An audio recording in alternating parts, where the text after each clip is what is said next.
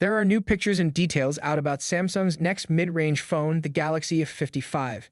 It seems like this phone might look a bit like another upcoming Samsung phone, the Galaxy S24. If you check the pictures on my smart price, you'll notice that the sides of the Galaxy F55 are shiny and made of polished metal, just like how the Galaxy S24 is expected to be.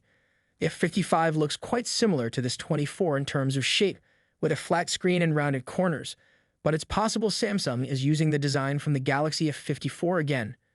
One unique thing about the F55 is a raised area on the right side. It might not catch your eye immediately, but if you zoom in, you'll see a small bump that houses the power and volume buttons.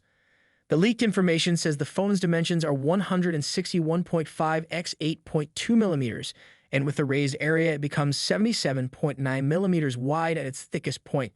Making a part of the phone stand out like that is quite interesting. The Galaxy F55 is bigger than the Galaxy F54, so we wonder if the bump serves a specific purpose or if it's just for a unique look. Maybe it's for better protection against bumps or falls. It's not clear at the moment. When you look at everything, the Galaxy F55 has almost the same features as the F54. The major change is the new and better Exynos 1480 chip, which should make the phone work faster than the older model. We don't know the exact weight of the new phone yet, but we think it might be a bit heavier, maybe more than 202 grams because of all the metal in it. That's pretty much what we can gather from the leaked information. As usual, it's good to be a bit skeptical because things might change. We don't know when the phone will be released yet. However, 9 to 5 Google mentions that the Galaxy F54 came out in April last year, so if things go the same way, you might see the Galaxy F55 coming out around spring 2024. What do you think about the Galaxy F55?